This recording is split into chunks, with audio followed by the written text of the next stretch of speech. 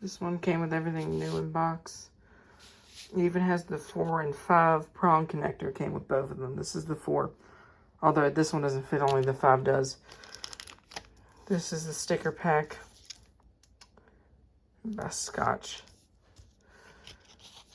Zones. Sticker. Here's the manual. Here's the original tape that covered up the display. It was a hefty price, but you don't see these every day. So I was happy to spend money on it. Actually happy, but this one smelled like cigarettes, even though it was brand new. Well, the box did. It smelled like it came out of the house like a smoker. And to be honest, at least it doesn't smell like... That would be much worse. I would have had a concern then. So yeah, there's the Ademco 6137.